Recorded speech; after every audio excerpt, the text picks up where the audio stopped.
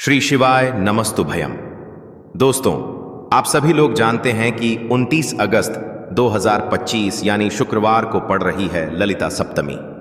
और दोस्तों, यह वह तिथि है जो भाद्रपद मास में पड़ने वाली सबसे बड़ी तिथि ललिता सप्तमी है और इसका बहुत ही बड़ा और विशेष महत्व होता है।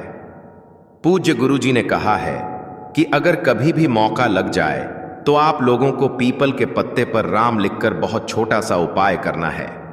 इन दोनों का संयोग बहुत ही कम आता है। इसी के साथ में गुरुजी ने अपनी शिव पुराण कथा में बताया है कि इस दिन आपको एक पीपल के पत्ते पर राम वाला उपाय तो आपको अवश्य ही करना चाहिए, क्योंकि ऐसा दिन पूरे साल में सिर्फ एक ही बार आता है।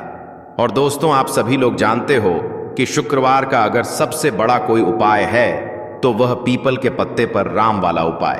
तो दोस्तों, शुक्रवार ललिता सप्तमी के दिन आप लोगों को इस पीपल के पत्ते पर राम लिखकर बहुत छोटा सा उपाय करना है। बहुत सारे लोग होंगे जिन लोगों ने इस उपाय को ना किया हो, मतलब पूरा साल निकल गया है, उन्होंने किसी भी दिन इस पीपल के पत्ते पर राम वाला उपाय को ना किया हो। पर दोस्तों, आपके पास एक पहला मौका बचा हुआ है, जो कि 29 अगस्त 2025 शुक्रवार ललिता सप्तमी के दिन है। इस दिन आप लोगों को इस वाले उपाय को जरूर कर लेना है। भले ही आपने पूरे महीने भर इस उपाय को ना किया हो, पर अगर आपने इस भाद्रपद महीने के शुक्रवार ललिता सप्तमी के दिन अगर इस वाले उपाय को कर लिया तो आपको इस उपाय को करने का वह फल मिलेगा जिसकी आपने कभी कल्पना भी नहीं करी होगी। इसीलिए आप लोग इस वाले उपाय को एक बार जरूर कर लेना है, ताकि आप लोगों के हाथ से यह मौका ना जा सके और आपको इस उपाय को करने का फल मिल सके। दोस्तों, यह उपाय पंडित जी ने अपनी अभी की ही श्री शिव महापुराण की कथा में बताया है। जी, इस उपाय को आज हम आपको बहुत अच्छे से समझाने वाले हैं। इस वीडियो को देखने के बाद इस उपाय को समझने के लिए आपको कोई और वीडियो को देखने की जरूरत नहीं पड़ेगी। तो चलिए दोस्तों, उपाय को शुरू करते हैं। देखिए, इस भाद्रपद महीने के शुक्रवार ललिता सप्तमी के दिन यह इतना खास होता है, इतना महत्वपूर्ण होता है। देखा गया है कभी कभी बड़े बड़े पूजा पाठ अनुष्ठान से जो मनोकामना पूर्ण नहीं होते, वह भाद्रपद महीने की शुक्रवार ललिता सप्तमी के दिन एक छोटे से उपाय करने से ही आपकी मनोकामना पूर्ण हो जाती है। और बहुत सारे लोगों ने इस उपाय को किया भी है और उनको इस उपाय को करने का फल भी जरूर मिला है। अगर आप लोग भी इस उपाय को करना चाहते हैं तो आप इस उपाय को पहले अच्छे से समझ लेना, सुन लेना, उसके बाद करना। आपको इस उपाय का फल जरूर मिलेगा और इस उपाय को कर लेने से आपके घर में चाहे किसी भी प्रकार की दुख और समस्या क्यों ना चल रही हो, आपको उसका कारण भी नहीं पता है कि भाई यह समस्या किस कारण से चल रही है। उसका कुछ भी कारण हो सकता है, जैसे पितृदोष हो सकता है या किसी भी तरह का मंगल दोष भी हो सकता है।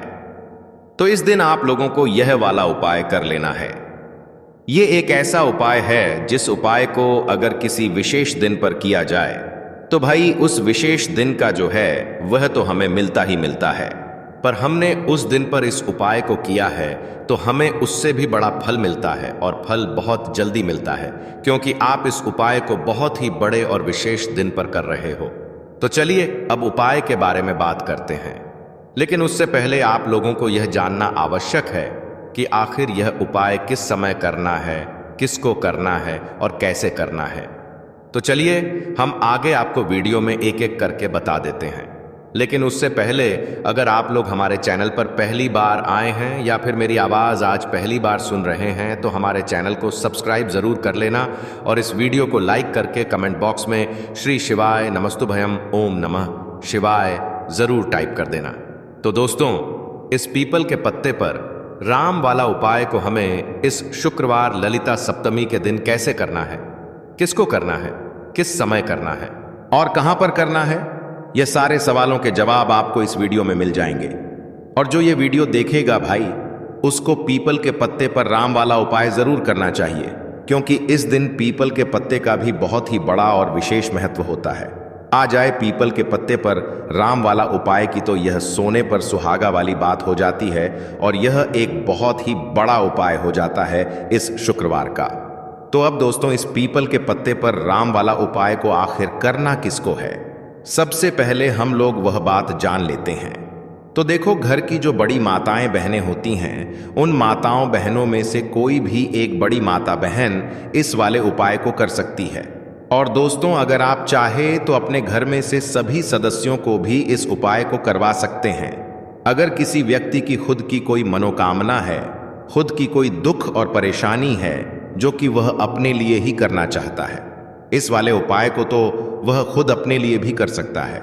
बाकी अगर कोई घर में से ऐसा है जो कि अपने पूरे घर परिवार की सुख और शांति के लिए यह वाला उपाय करना चाहता है, तो भाई वह भी कर सकता है। उसमें भी कोई दिक्कत वाली बात नहीं है। कहने का मतलब यह है कि इस उपाय को हर एक सदस्य भी कर सकता है और पूरे घर परिवार के सदस्य के लिए घर की बड़ी माताओं बहनों में से कोई एक माता बहन भी कर सकती है। माताएं बहनें अगर घर में उपस्थित ना हो या वह यह वाला उपाय ना कर पा रही हो, तो फिर घर का कोई बड़ा सदस्य भी इस पीपल के पत्ते पर राम वाला उपाय को कर सकता है। चाहे फिर वह पुरुष ही क्यों ना हो, उसमें कोई भी दिक्कत वाली बात नहीं है। उसके बाद में दोस्तों, जो अगला प्रश्न निकल कर आता है वह यह आता है इस उपाय को लेकर कि आखिर इस उपाय को हमें किस समय करना है, सुबह के समय करना है कि शाम के समय करना है। तो देखो, इस वाले उपाय को आप लोग सुबह के समय भी कर सकते हो और शाम के समय प्रदोष काल में भी कर सकते हो। अब अगर आप पूछो कि भाई साहब, सबसे उत्तम समय कौन रहेगा इस पीपल के पत्ते पर राम वाला उपाय को करने का, तो हम आपसे बस यही कहेंगे कि इस उपाय को आप सुबह के समय करेंगे तो ज्यादा बेहतर होगा। बाकी अगर प्रदोष काल शाम के समय भी करेंगे तो भी अच्छा होगा, उसमें कोई भी दिक्कत वाली बात नहीं है। तो अब दोस्तों, जो अगली सबसे बड़ी और महत्वपूर्ण बात आती है वह यह आती है कि सुबह अगर हम उपाय को करेंगे तो हमें कितने बजे से लेकर कितने बजे तक के बीच में करना है, और शाम के समय प्रदोष काल में करेंगे तो हमें कितने बजे से लेकर कितने बजे के बीच में करना है। तो देखो, सुबह जितनी जल्दी हो सके आप उपाय को करने की कोशिश करना। बाकी अगर किसी कारणवश लेट भी हो जाओ, थोड़ी देर भी हो आए, तो 10 या 1100 बजे तक भी आप उपाय कर लेना पर 1200 बजे से ज्यादा देरी ना हो। ठीक है, इस बात का ध्यान रखना।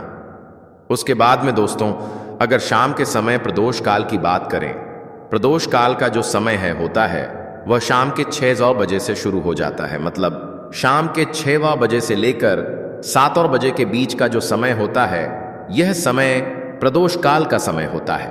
तो आप इस उपाय को 7 या 8 बजे के बीच में भी कर सकते हो। मतलब शाम के 6 बजे से रात 8 बजे के बीच में आप कभी भी इस वाले उपाय को कर सकते हो, उसमें कोई भी दिक्कत वाली बात नहीं है। हमें किसी भी दिन आपको पीपल के पत्ते पर राम लिखकर बहुत छोटा सा उपाय करना है। ऐसा समझ लीजिए, जितने भी आपके शत्रु हैं, जो भी आपके विरोधी हैं, दुश्मन हैं, जो आपको हर तरफ से परेशान कर रहे हैं, अब उन शत्रुओं की अकड़ निकलेगी। शत्रु का किया कराया भी तुरंत हट जाएगा। जब शुक्रवार में आप इस छोटे से उपाय को करेंगे तो देखिए, आज की वीडियो विशेषकर उन लोगों के लिए ही है जो अपने जीवन में शत्रुओं से और दुश्मन से बहुत ज्यादा परेशान हो चुके हैं।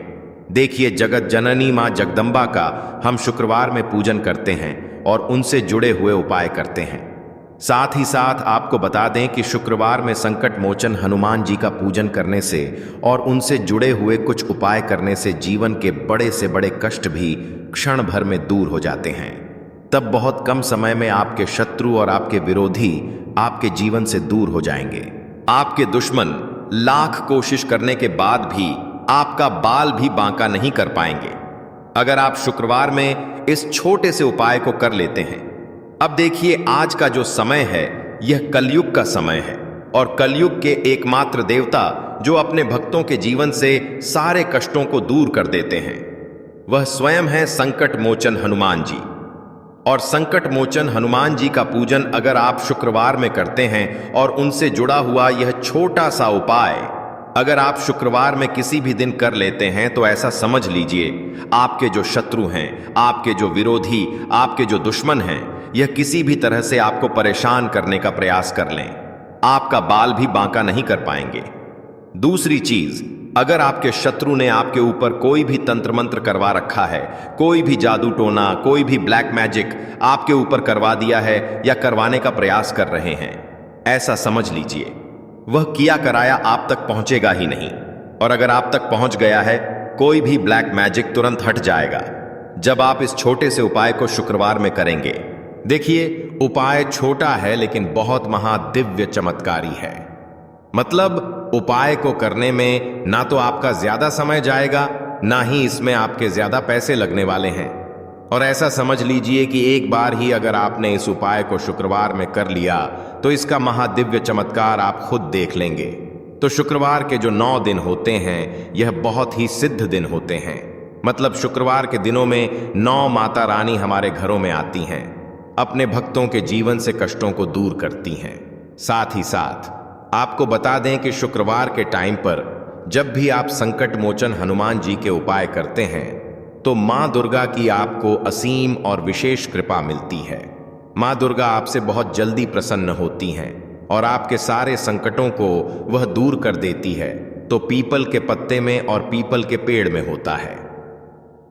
देवी देवताओं का वास पीपल के पेड़ में श्री हरि विष्णु साक्षात मां लक्ष्मी वास करती हैं। पीपल के देव में हमारे पितरों का वास होता है। पीपल का जो पेड़ होता है, इसका पूजन करने से शनिदेव की कृपा, उनका आशीर्वाद मिलता है। और पीपल का पत्ता जो है, इसका उपाय शुक्रवार में करने से व्यक्ति के जीवन से बड़े संकट और कष्ट दूर हो जाते हैं, जिसमें कि शत्रु और आपके दुश्मन जो हैं, यह पूरी तरह परास्त हो जाएंगे, चारों खाने चित्त हो जाएंगे और कभी भी आपका कुछ नहीं बिगाड़ पाएंगे। अगर यह उपाय आप करते हैं तो देखिए, यह उपाय स्त्रियां भी कर सकती हैं, पुरुष भी कर सकते हैं। किसी भी दिन आप इस उपाय को कर सकते हैं, ठीक है ना। इसमें दिन आपको नहीं देखना है कि किस दिन करें, जिस दिन आप चाहा उस दिन इस उपाय को आप कर सकते हैं। तो शुक्रवार ललिता सप्तमी के दिन आपको पीपल का पत्ता तोड़ना नहीं है, उससे एक दिन पहले ही तोड़कर आप पीपल का पत्ता ले आ, या गिरा हुआ जो पत्ता होता है पीपल का, वह आप ले लें, ठीक है ना। बस इस चीज का आपको ध्यान रखना है कि शुक्रवार ललिता सप्तमी के दिन पीपल के पेड़ से कोई भी पत्ता हम नहीं तोड़ते हैं। इस चीज का आपको विशेष ध्यान रखना है। तो आपको लेना है पीपल का एक पत्ता और शुद्ध जल से उसे साफ कर लेंगे पहले, जिससे कि धूल मिट्टी अगर पीपल के पत्ते पर हो तो वह हट जाए। फिर गंगा जल का थोड़ा सा छिड़काव, यानी थोड़ी सी छींटे आपको इस पीपल के पत्ते पर मारनी है और इस पीपल के पत्ते को फिर कपड़े से पोंछकर आपको साफ कर लेना है, बिल्कुल सुखा लेना है। अब आपको लेना है थोड़ा सा सिंदूर, जो केसरिया वाला सिंदूर आता है, जो हम संकट मोचन हनुमान जी को चढ़ाते हैं, वह केसरिया सिंदूर आपको लेना है। थोड़ा सा जल डाल के इसे गीला कर लेंगे और इसी सिंदूर से इस पीपल के पत्ते पर आपको भगवान राम का नाम लिखना है। अब किससे लिखेंगे?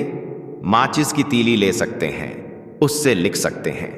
किसी भी तरह से आपको भगवान राम का नाम इस पीपल के पत्ते पर लिखना है। एक आपको चमेली के तेल का या सरसों के तेल का दीपक तैयार करना है और एक कोई भी आपको लेनी है मिठाई में। यहां पर आप बूंदी का प्रसाद ले सकते हैं, बेसन का लड्डू ले सकते हैं और अगर आप इमरती ले लेते हैं तो यह और भी उत्तम है। देखिए, इमरती का जो भोग होता है, यह संकट मोचन हनुमान जी को बहुत ज्यादा प्रिय है।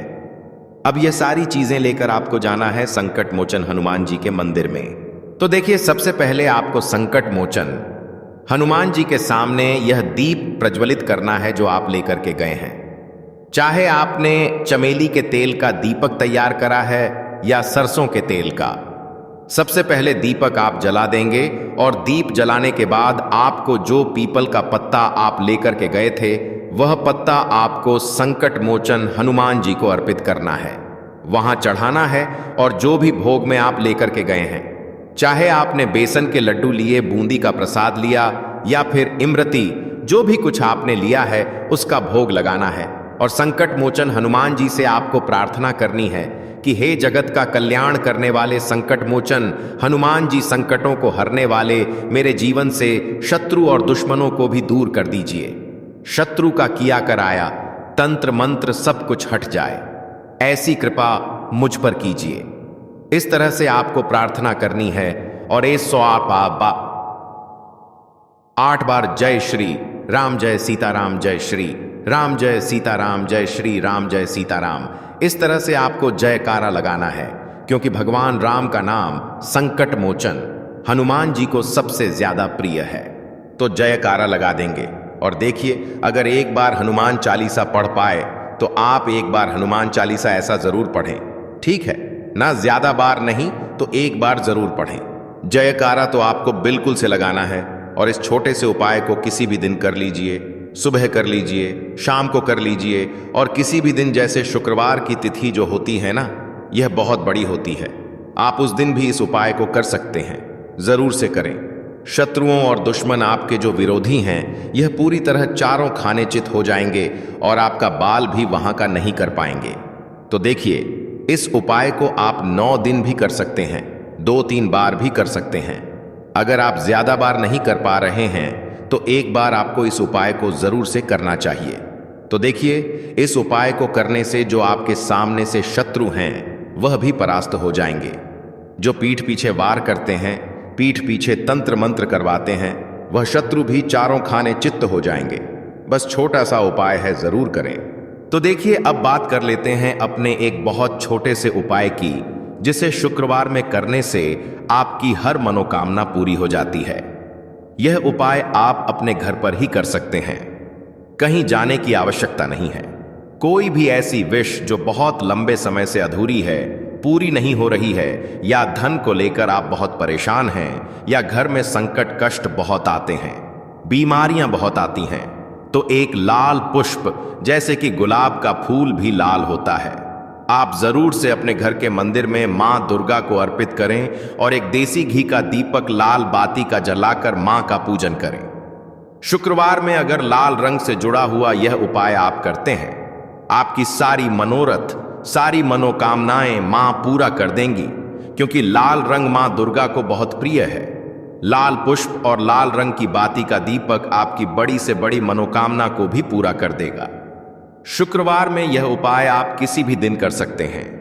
दूसरे उपाय की हल्दी वाला जल आपको अपने घर में किस जगह पर डालना है और उपाय को कैसे करना है, और कैसे यह हल्दी वाला जलते भाद्रपद महीने का शुक्रवार ललिता सप्तमी के दिन जब आप अपने घर में डालते हैं, छींट है।